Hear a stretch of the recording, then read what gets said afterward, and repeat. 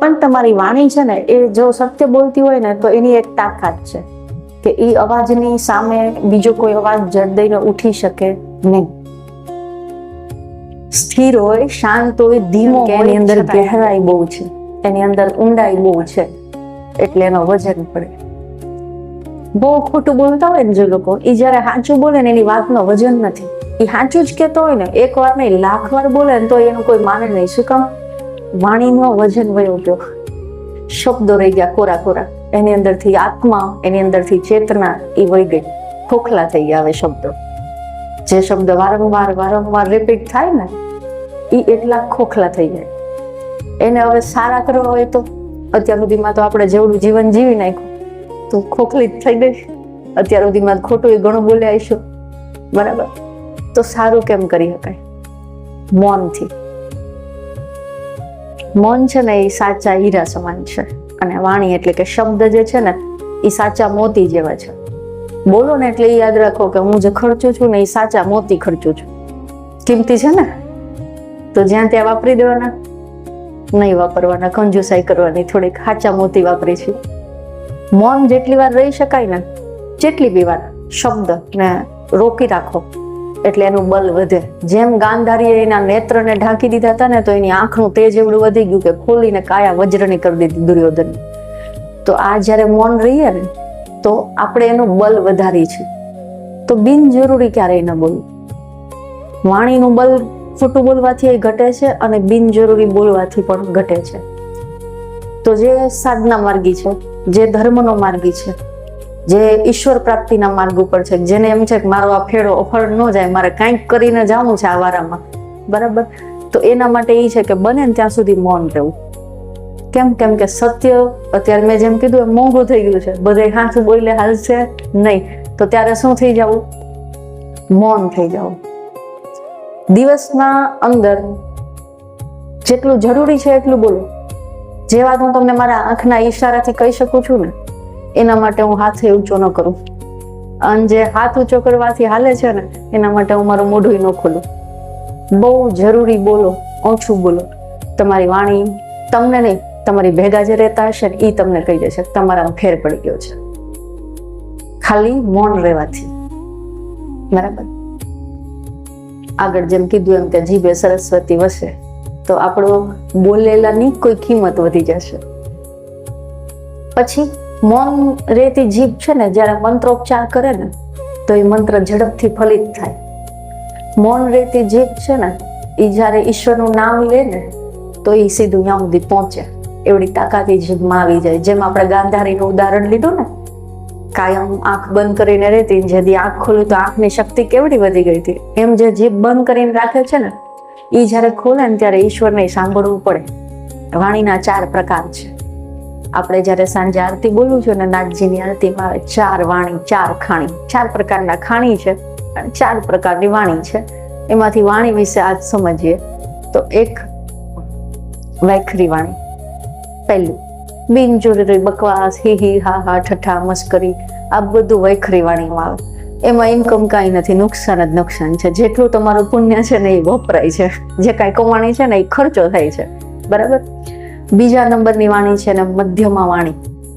મધ્યમા મતલબ મધ્યમ ફાયદો છે, નુકસાન કાંઈ નથી પણ કમાણીએ કાંઈ નથી, સ્ટેબિલિટીમાં, બરાબર? મધ્યમ વાણી શું છે? બોલું છું, જરૂર પૂરતું બોલું છું, બરાબર? કામકાજનું જે કાંઈ ભાષા જેના માટે ઉપયોગમાં કરવી પડે એવી વાણી. પછીની વાણી છે એ પશ્યંતી વાણી છે. આ 4 વાણીના સ્થાન પણ છે. વૈખરીનું સ્થાન એટલે મુખ, બરાબર? મધ્યમ વાણી છે અનાહત, વિશુદ્ધ ચક્ર અને અનાહત ચક્રની વચ્ચે રહી છે, એ મધ્યમ વાણી છે. અને પછી વિશુદ્ધ ચક્ર, અનાહત ચક્ર અને મણિપુર ચક્રની વચ્ચે પાણી, સત્યનાથ. પછી મણિપુરથી સ્વાધિષ્ઠાનની વચ્ચે એક પશ્યંતી વાણી, જે હમણાં વાત કરી આપણી ઉત્પત્તિ ત્યાં છે, બરાબર? પશ્યંતી વાણી છે ને એ આશીર્વાદ છે, શ્રાપ છે, પણ એને અવાજ નથી, શબ્દ નથી. હાલતા હાલતા કોઈને ઠેસ લાગી જાય ને જાય, હા હેરે આજે નીકળે ને ઈ જે છે ને ઈ કઈ વાણી છે? પશ્યંતી વાણી છે. એના શબ્દ કોઈ નથી. બહુ તરસ લાગ્યું હોય કાળા ઉનાળામાં કોઈ પાણી પાણી અંદરથી હાશ, આ જે હાશ છે ને એ પણ પશ્યંતી વાણી છે. બરાબર, કોઈ બોલીને તમને આશીર્વાદ ન થતો. એ હાયકારો છે ને એ શ્રાપ છે ને એ જ હાશકારો છે ને એ જ આશીર્વાદ છે ને એ નાભીથી નીકળે. મતલબ જીવનમાં કોઈની નાભી કકડાવ ને, જે આપણે વાત કરી કે જે બ્રહ્માજીનું સ્થાન છે સ્વાધિષ્ઠાન ચક્રમાં, કોઈ પણ નાભી કકડાવો ને એટલે એના એ તમને શ્રાપ બની જવાના. કેમ કે એ તમને પૂગી ન થકતો, તમને મોઢે હાચું કહી ન થકતો, તો એ શું કાઢશે? હાય હાય રે, આટલું નીકળશે ને, શબ્દો નહીં હોય એના, પણ એ હાય જે છે ને એ જ તમારા માટે શ્રાપ બની જશે. અને કોઈને દુઃખી હાલતમાં, તકલીફની હાલતમાં, ખરેખરી કઠિનાઈની સિચ્યુએશનમાં તમે કોઈની મદદ કરી અને એની અંદરથી એમ થયું કે હાશ, તો એ જ આશીર્વાદ છે. આશીર્વાદને શબ્દોની જરૂર નથી. સાઉન્ડ નીકળે, અવાજ, નાદ. બરાબર, એનાથી આગળ સ્વાધિષ્ઠાન અને મૂલાધારની વચ્ચેના સ્થાનમાં રહે છે પરાવાણી. પરા શબ્દનો અર્થ પણ એક આપણે અલગ એક બીજા નાથજી વિશે આગળ ભણવાનું છે, એમાં આવશે પરા શબ્દનો અર્થ. પરા એટલે કોઈ પણ શબ્દ નહીં અને સાઉન્ડ પણ નહીં. પરમ મૌન. શબ્દ તો નથી જ, પણ જે ઓલો હાયકારો હતો ને એ એવો અવાજ પણ નથી. મતલબ શબ્દોથી બહાર વયો ગયું, સાઉન્ડની બહાર વયો ગયું. બરાબર, તો એવો વ્યક્તિ જે પરમ મૌનમાં રહ્યો છે એ જયારે બોલે ને તો ઈશ્વરને એ કરવું પડે, એને એ કરવું પડે. એના માટે એ ફરજિયાત થઈ જાય. જયારે પરા વાણી નીકળે ને ત્યારે, પણ એની કોઈ વાણી હોતી જ નથી. મતલબ શું કરશે? ખાલી વિચાર કરશે. વિચારી લીધું એટલે એ થઈ ગયું. એ શક્તિ કેની છે? પરાવાણીની છે. દિમાગમાં મૌન રહેતો હોય ને, તમે ક્યારેક જો અઠવાડિયે એક વખત મૌન રાખો ને તો તમને ખબર પડે ધીમે ધીમે પછી શરૂઆતમાં થાય પણ પછી વિચાર બંધ થઈ જાય. કેમ કે આ બંધ થાય ને એટલે આ ઓટોમેટિક બંધ થઈ જાય. તો જેને વિચાર જ બંધ થઈ ગયા છે ને અચાનક પછી જો એ ક્યારેક કોઈક વિચાર કરશે ને તો એને બોલવાની જરૂર નથી. આપણે આગલા પ્રવચનમાં સાંભળ્યું, એ વિચાર ઉત્પન્ન થાય, પછી વાણી ઉત્પન્ન થાય, પછી કર્મ ઉત્પન્ન થાય. તો જેને વિચાર જ નથી ઉત્પન્ન થતા એ વ્યક્તિ, એને કોઈ કર્મ જ નથી લાગુ પડવાનું ને, તો એની અંદર વિચાર સીધો ક્યારેક ને ક્યારેક પ્રગટશે. એ ઈશ્વરીય કૃપાથી એના દિમાગમાં આવ્યું છે અને એના દિમાગમાં આવ્યું મતલબ એ ઊભું થશે, એ સત્ય થઈ જશે. એના દિમાગમાં આવ્યું એટલે એ સત્ય થઈ જશે. મતલબ સત્યનાથ બ્રહ્માજી, અને એનું સર્જન થઈ જશે. બ્રહ્માજી સર્જન કરવાના દેવ છે. તો તમે જે વિચાર કરશો ને બ્રહ્માજી સર્જન કરીને ઊભું કરી દેશે તમારી સામે. આટલી ક્ષમતા પરાવાણીના જે અધિકારી હોય ને એની પાસે હોય કે એ ધારે તો એમ કહે કે નીચે આકાશ આવી જાય, ધરતી ઉપર આવી જાય તો એ થવું પડે. એટલી ક્ષમતા હોય પરાવાણીમાં. પણ પરાવાળો કર્મની બહાર છે. એને ઈશ્વર જેમાં નિમિત્ત બનાવે ને એવા જ વિચાર એના મનમાં આવશે. એ વિચાર કરતો નથી, પણ હા જો કરે તો આટલી શક્તિ છે. બરાબર. હવે એક મંત્ર છે બ્રહ્માજીનો, નવનાથના બધા મંત્રો જ છે. આજે એક ઓર મંત્ર પહેલી વખત એવું વિચારું છું કે બોલું. सत्यनाथ ब्रह्मा जी, ओम गुरु जी, सतनमो आदेश, गुरु जी को आदेश, ओम गुरु जी। ओम परम ब्रह्म पर ब्रह्म ऊपर ब्रह्मा का वासा, न था युग न था जुग, न थी धरती न था आकाश, नहीं वृक्ष नहीं डाल नहीं शून्य नहीं मूल, नहीं देही नहीं देवरा, नहीं पूजा नहीं पाती, न था पवन न था पानी, जहाँ सदा शिव ने ध्यान लगाया. मतलब शिव જ્યારે હતા ને ત્યારે આમાંથી કઈ વસ્તુ હતી નહીં. શૂન્ય જેવું શૂન્ય હતું નહીં. બરાબર. આવા સમયે જ્યારે શિવજી હતા એવા સ્થાનમાં ત્યાં એમને ધ્યાન લગાવ્યું. ब्रह्मा विष्णु के नाभ से पाया, सिद्धा ने सतनाथ ब्रह्मा जी नाम से सजाया. जा ब्रह्मा सतनाथ जल स्वरूपी, जा जा रे तेरा शिवलोक में वासा. कहे शिव जी सुन पार्वती, 4 वेद 6 शास्त्र 18 पुराण 9 व्याकरण, संध्या तर्पण, गंगा गायत्री मंत्र, सूर्य मंत्र, बीज मंत्र, होम जाप सूक्त पातक, 16 श्रृंगार, यह सब ब्रह्मा जी के काज. कया काज कीधा? आमाथी બધું તમારો સંસાર હાલે છે ને. સૂતક લાગે, પાતક લાગે, શ્રૃંગાર લાગે. બરાબર. જપ તપ જે કઈ શાસ્ત્ર વેદ પુરાણ બધું બ્રહ્માજીને આધીન છે. આ મંત્ર એટલા માટે વાંચીને સંભળાવું છું. જનરલી નાથ સંપ્રદાયના મંત્રો ક્યારેય બહાર હોતા નથી, બહાર જતા જ નથી. આ બધા 18 પુરાણ ને 4 વેદ ને 6 વ્યાકરણ ને મૂળ તો શબ્દ ને ક ખ ગ નીકળે ક્યાંથી? અહીંયાથી વાણીનો દેવ થયો. આપણે જે 4 વાણીની વાત કરી ને ઈ ક ખ ગ થી આખો સંસાર રચાયો. કોને? બ્રહ્માજીએ રચાયો. સુખ બન્યું, દુઃખ બન્યું, જાતિ બની, પાતિ બની, દિવસ બન્યા, રાત બન્યા. આ બધું જે બોલો છો એ ક્યાંથી બોલો છો? અહીંયાથી. બરાબર. અને આમ જ ખાલી એને કલ્પના કરી. કોઈ બ્રહ્માજી ધરતી પર છીણી હથોડો ને 4-5 વર્કરો લઈને દુનિયા બનાવવા નહોતા આવ્યા કે અહીંયા કોતરીને પહાડ બનાવવાનું, અહીંયા ખોદીને નદી બનાવવાનું. ખાલી ધ્યાનમાં બેઠા બેઠા વિચાર કરતા ગયા અને એ સર્જન થતું ગયું. જે આપણે પરાવાણીની વાત કરી. બ્રહ્માજીનો ફોટો જોયો, 4 બાજુ મુખ છે, એના ચહેરા ઉપર પરમ વિશ્રામ છે. બધા ભગવાનના હાવભાવમાં અલગ અલગ ડિફરન્સ હોય છે. પરમ વિશ્રામ.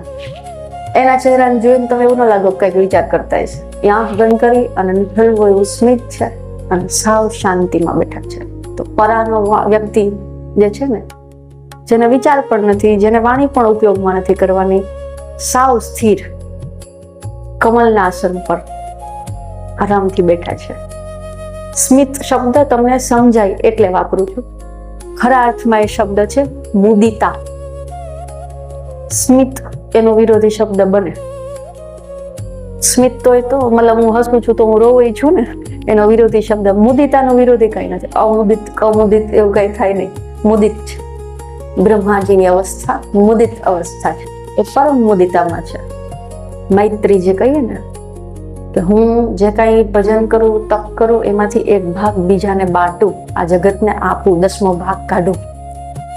તો ઈ સ્થિતિમાં છે કે આપું. મેં કંઈક પ્રાપ્ત કર્યું, એટલા હજારો વર્ષ બ્રહ્માજીએ તપ કર્યું તો આ સૃષ્ટિના સર્જન પહેલા, તો હું આપું, હું બાંટું, હું દઉં. જે મેં આ સુખ પામ્યું છે ને, મને જે આ મુદિતા પ્રાપ્ત થઈ છે, હું બીજાને આપું. અને એ આપવાના ભાવથી આજ હું તમે આવડી મોટી ધરતી હરી જે બની છે ને, એ ત્યારે બની. નતર તો એને તપ કર્યું હતું, નિસ્થિર બેહી શકતા હતા નિરાતે, એને ક્યાં જંજાળની જરૂર હતી. બરાબર. પણ પરમ મુદિતામાં તમે કંઈક પણ પ્રાપ્ત કરો ને, અંદર તમને જ્યારે શાંતિ અને સુખ ને મળે ને, તમે તરત એવું ઈચ્છશો કે બીજાને કોઈને પણ આ રસ્તો બતાવો. કંઈક સારી હોટલમાં ખાઈને આવ્યા હોય ને, ભલે આપણે આપણા પરિવાર સાથે ગયા હોય, પણ સાંજે જ્યારે મિત્ર વર્તુળમાં બેસીને એટલે આમ ગપ્પા મારવા માટે, તો આપણે તરત વાત કરી જમવાનું બહુ સારું છે કરીએ છીએ ને, કહીએ છીએ. ન રહી શકાય, રહી ન શકાય એવું ઈરાદાપૂર્વક નથી બોલતા, કેમ કે એ હોટલ વાળો કઈ તમને ડિસ્કાઉન્ટ નહોતો આપ્યો જમવામાં, મારા ખાવાનું વખાણ કરજે ને પ્રચાર કરજે ને તમને 10% ડિસ્કાઉન્ટ આપશે બીજી વાર જમવા આવશો ત્યારે. એ પેઇડ પ્રચાર નહોતો, એ તમારા અનુભવનો પ્રચાર હતો. કેમ? તમે જાણ્યું, તમે પોતે જાણ્યું. કોઈ ચોપડીમાં લખેલું છે નહીં, કોઈ બીજો કહેતો તો નહીં, તમે જાણ્યું એટલે તરત જ બીજાને કહેવાનું. કરવું પડ્યું વિચારીને, થઈ ગયું, થઈ જાય એ વસ્તુ. બરાબર. તો એ જ વસ્તુ છે ને ધર્મમાં પણ લાગુ પડે. જ્યારે તમારી અંદર આવે ને, તમે જ્યારે પ્રાપ્ત કરો, તમારો અનુભવ થઈ જાય ને, એટલે તરત તમે બીજાને રસ્તો બતાવશો. ઓલું નહીં, ખોખલું નહીં કે ભાઈ ઓલા WhatsApp માંથી આ મેસેજ આવ્યો હતો, ઓલા બાબા આમ કહેતા હતા ને એટલે હું નહીં.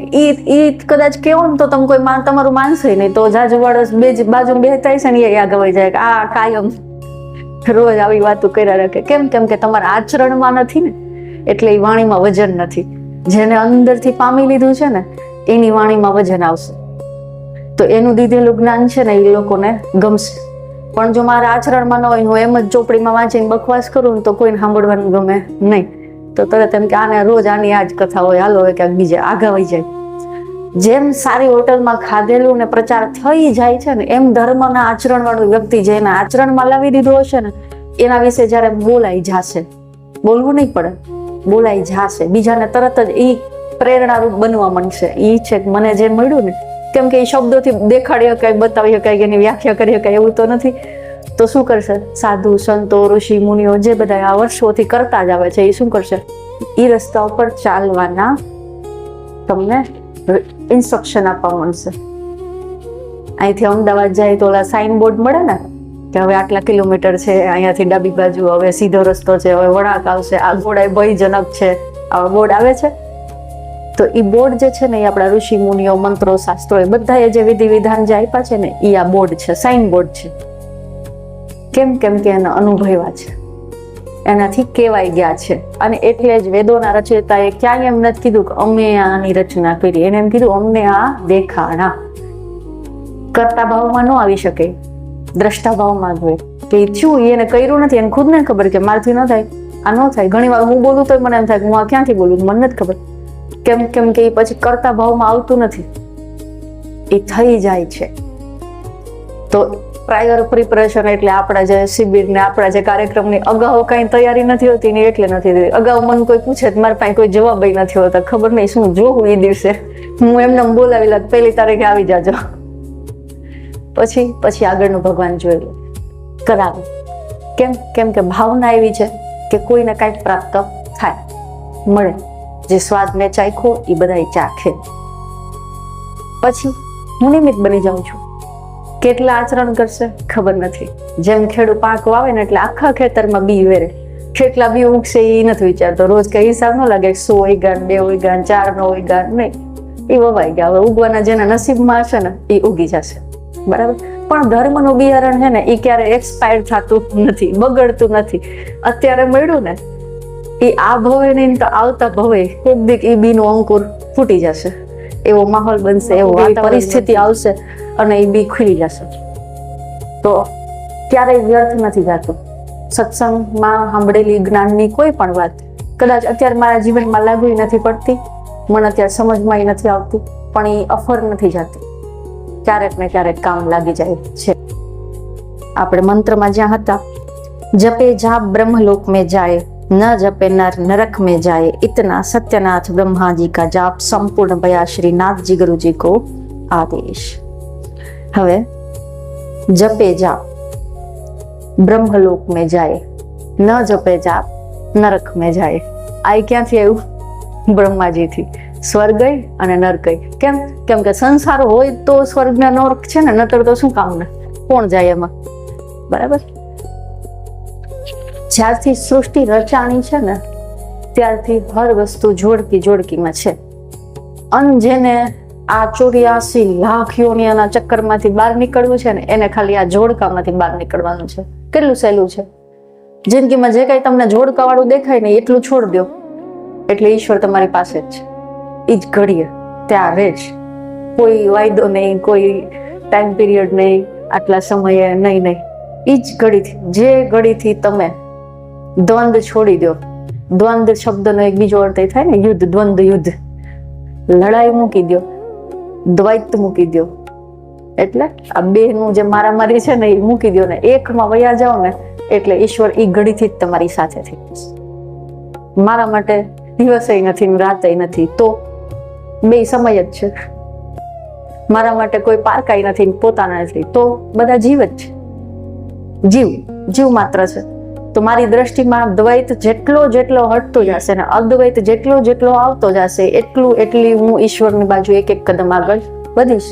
જેમ તમારા જીવનમાં કાંઈક તો હશે ને જોડકાવાળો, સુખ અને દુઃખ. હાય રે દુઃખી, આવું થઈ ગયું, જે રોતા જ રહી છે. થોડીક વાર માટે એવું સમજો તો કે આ પરિસ્થિતિ છે, સિચ્યુએશન્સ. મારી જિંદગીમાં આવી પરિસ્થિતિ છે. ખાલી એને સુખ ન બનાવો, એને દુઃખ ન બનાવો, એને ખાલી પરિસ્થિતિ છે. મારા કઈ કર્મ હશે એને આધીન આજે આવી પરિસ્થિતિ છે. પરિસ્થિતિ સારી નથી, ખરાબ નથી. એને જજ ન કરો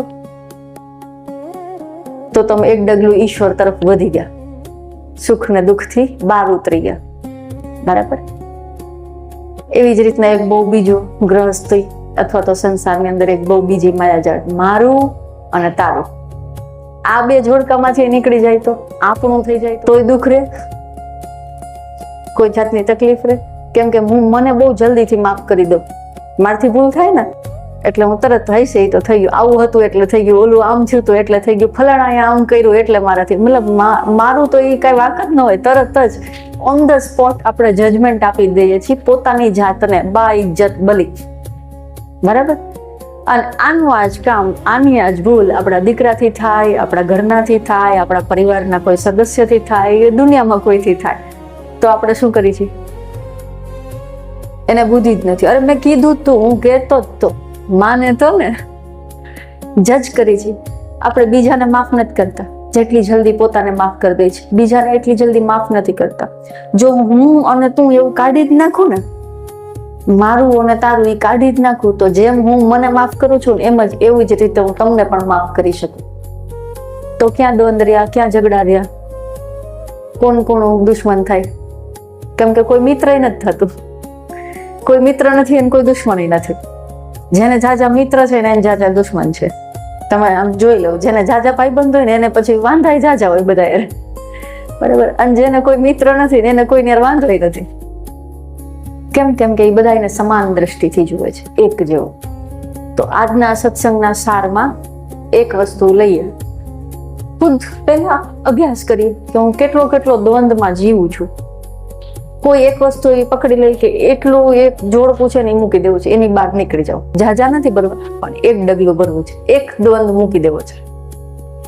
કયો એ તમે જો, કેમ કે એ જોવા માટે તમારે દ્વંદ ગોતવાય પડશે ને. આ થોડા ઘણા તમને કીધા, એ સિવાયના એ આ હોમવર્ક છે. તમારી જિંદગીમાં કેટલા દ્વંદ છે ને કેટલા દ્વૈત છે એ ગોતો. આટલો હોમવર્ક સાથે આવતી પૂર્ણિમાએ ફરીને પાછા મળીશું. આ જ ક્રમમાં સૃષ્ટિની રચનામાં સત્યનાથ એટલે કે જલ સુધી પહોંચ્યા છીએ. આગળ હવે સંતોષનાથ એટલે ભગવાન વિષ્ણુ સુધી પહોંચશું અને એમના વિશે જ્ઞાન પ્રાપ્ત કરશું, એમની ચર્ચા કરીશું.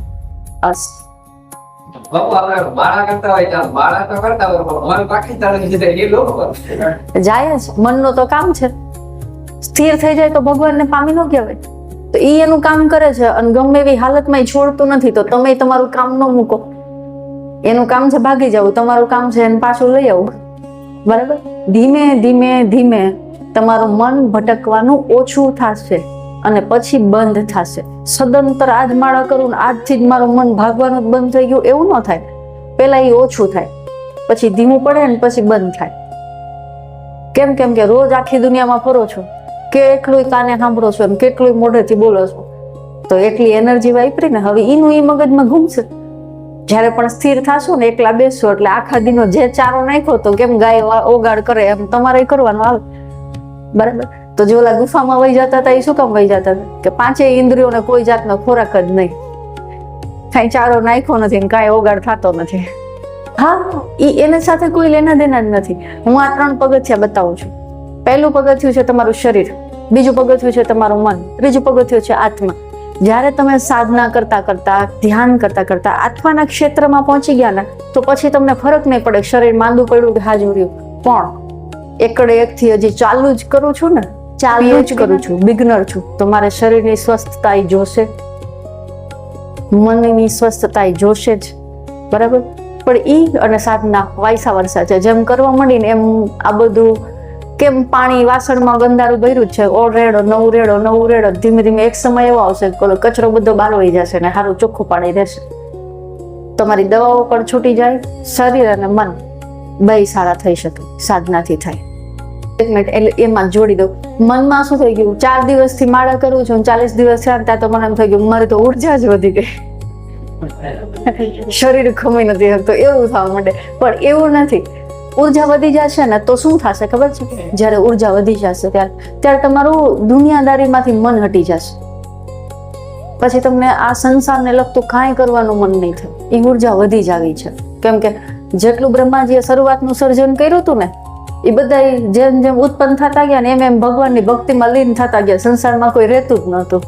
શુદ્ધ ઉર્જામાં બનાવ્યા હતા ને, પછી થોડીક ભેળસેળ વાળા આપણને બનાવ્યા, એટલે સંસાર આયલો. નતર ભગવાને શરૂઆતમાં જે બનાવવાની બધા સીધા ભક્તિ કરવા. નારદજી કઈક એક બોધ આપે, એ બોધ લઈને બધા એવા. કેટલી વખત બ્રહ્માજીએ સર્જન કર્યું, ભગવાન નારદ આવે ને બધાને તરત ભક્તિમાં લીન કરી દે. બ્રહ્માજી કે તો આ સર્જન, આ દુનિયા હાલશે કેમ જો બધા ભગવાનનું જ નામ લેવા મળશે? તો પછી આપણે બધા એવા, બરાબર. તો ઉર્જા વધી નથી જતી. વધી જશે જ્યારે ઉર્જા, તમે વિરક્ત બની જશો, તમારો મુખ સંસાર તરફ નહીં રહે, ઈશ્વર તરફ વયું જશે. અસ્તુ. આદેશ.